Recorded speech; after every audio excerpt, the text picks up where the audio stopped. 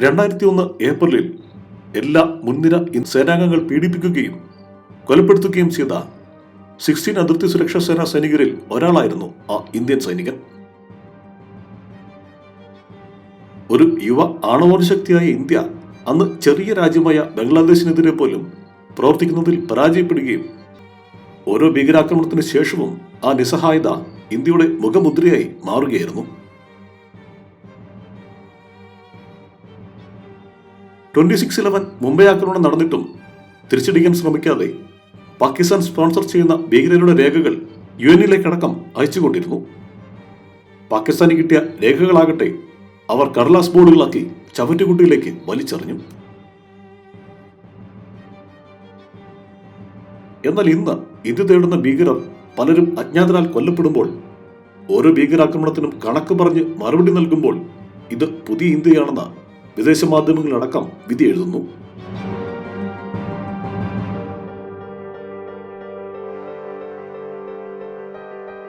ഇന്ന് ഇന്ത്യ ലോകം കാണുന്നത് ഒരു ഹാർഡ് സ്റ്റേറ്റ് ആയിട്ടാണ്. അതിശയകരമായ ശക്തിയോടെ ശത്രുവിന് മടിക്കാതെ തിരിച്ചടി നൽകുന്ന വളർന്നു വരുന്ന സൂപ്പർ പവർ. ദേശീയ സുരക്ഷാ ഉപദേഷ്ടാവ് അജിത് ഡോവലിന്റെ സിദ്ധാന്തത്തിന്റെ ഉപോൽപ്പന്നമാണ് പുതിയ ഹാർഡ് സ്റ്റേറ്റ് ലേബൽ.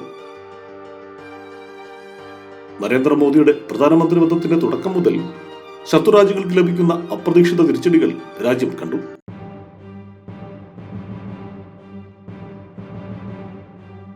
നാഗ തീവ്രവാദികൾക്കെതിരായ 2015 മ്യാൻമാർ അതിർത്തി കടന്നുള്ള ഓപ്പറേഷൻ, 2016 ഉറി ആക്രമണത്തിന് ശേഷമുള്ള നിയന്ത്രണ രേഖ, ആഭ്യന്തരവുമായ സുരക്ഷാ കാര്യങ്ങളിൽ പ്രവചനാതീതമായ നിഷ്ക്രിയത്വം ഉപേക്ഷിച്ച് പ്രവചനാതീതമായ പ്രവർത്തന തന്ത്രമാണ് ഇന്ത്യ സ്വീകരിച്ചിരിക്കുന്നത്.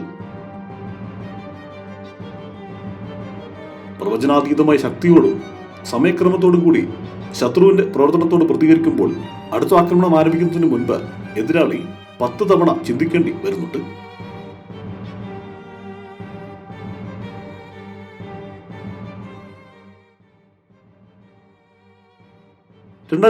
മുതൽ പ്രത്യേകിച്ച് കഴിഞ്ഞ 24 മാസങ്ങൾക്കുള്ളിൽ ഇന്ത്യയുടെ 1 ഡസനിലധികം ശത്രുക്കൾ വിദേശങ്ങളിലുള്ള അവരുടെ സുരക്ഷിത താവളങ്ങളിൽ കൊല്ലപ്പെട്ടു. അതോടെ ഇസ്രായേൽ രഹസ്യാന്വേഷണ വിഭാഗമായ മൊസാദിനെ പോലെയുള്ള ദൗത്യത്തിന് ഇന്ത്യ തുടക്കമിട്ടിട്ടുണ്ടോ എന്നാണ് ചിലരുടെ സംശയം. അടുത്തിടെ പാകിസ്ഥാനിൽ നടന്ന സ്ഫോടനങ്ങളിൽ പോലും ഇന്ത്യൻ ചാര സംഘടനയായ റോയയാണ് പാകിസ്ഥാനും സംശയിക്കുന്നത്.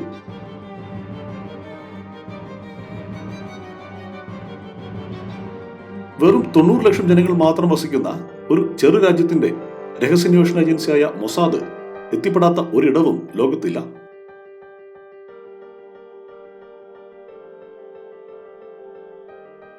ഈ വസ്തുത പലപ്പോഴും അത്ഭുതകരമായാണ് തോന്നുന്നത്.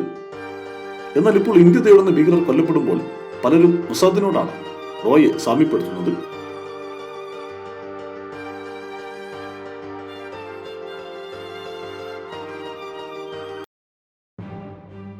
എല്ലാ തരത്തിലുമുള്ള രാഷ്ട്രീയ ഇടപെടലുകൾക്ക് അതീതമാണ് മൊസാദ്. പ്രധാനമന്ത്രിയോട് മാത്രമാണ് മൊസാദിന്റെ ഡയറക്ടർക്ക് നേരിട്ട് മറുപടി പറയാൻ ബാധ്യതയുള്ളത്. മൊസാദിന് കീഴിൽ 7000-ഓളം പേരാണ് നേരിട്ട് ജോലി ചെയ്യുന്നത്. $2.73 ബില്യൺ മൊസാദിന്റെ ശരാശരി പ്രതിവർഷ ബജറ്റ്.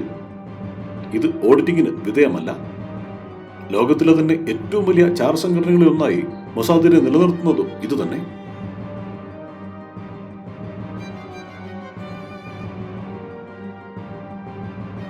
ഇന്ത്യൻ രഹസ്യാന്വേഷണ ഏജൻസിയായ റോയുമായി അടുത്ത ബന്ധമാണ് മൊസാദിനുള്ളത്. 1984 ബ്ലൂസ്റ്റർ ഓപ്പറേഷനിൽ പങ്കെടുത്ത ഇന്ത്യൻ സ്പെഷ്യൽ ഗ്രൂപ്പ് കമാൻഡുകളെ പരിശീലിപ്പിച്ചത് മൊസാദായിരുന്നു എന്നാണ് റിപ്പോർട്ടുകൾ.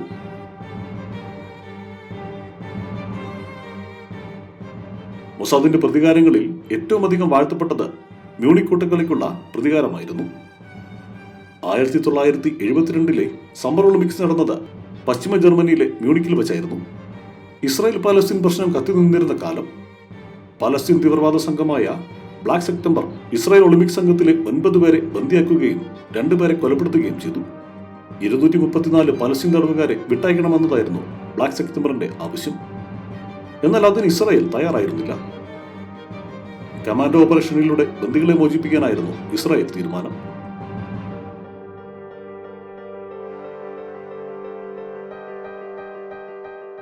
പക്ഷേ ഓപ്പറേഷൻ പരാജയപ്പെട്ടു. 9 ഇസ്രായേൽ ബന്ദികളും കൊല്ലപ്പെട്ടു.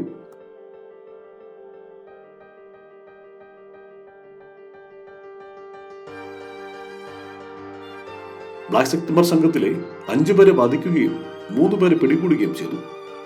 എന്നാൽ അതുകൊണ്ട് ഇസ്രായേലിന്റെ പ്രതികാരം അവസാനിച്ചില്ല.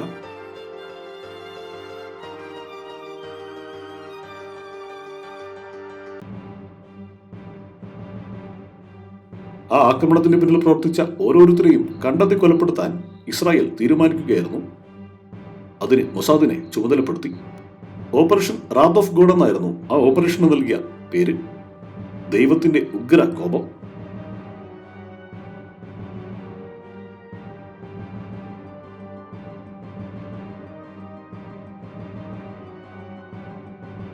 ഓപ്പറേഷൻ ബൈനറ്റ് എന്നും ഇത് അറിയപ്പെടുന്നു. ഏതാണ്ട് 20 വർഷം എടുത്തു മ്യൂണിക് കോട്ടകൾക്ക് പിന്നിൽ പ്രവർത്തിച്ചവരെ പിന്തുടർന്ന് കൊലപ്പെടുത്താൻ. 20 മുതൽ 35 പേരാണ് ഇത്തരത്തിൽ മൊസാദിനാൽ കൊല ചെയ്യപ്പെട്ടത്.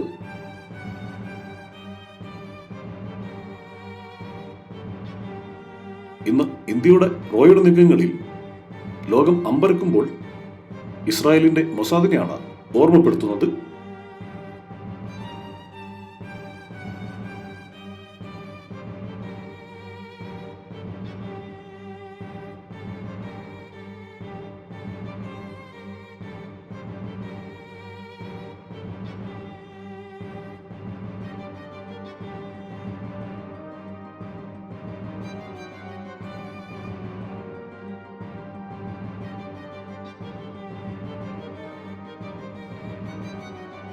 ന്യൂസ് ഡെസ്ക്, മനുഷ്യൻ മീഡിയ.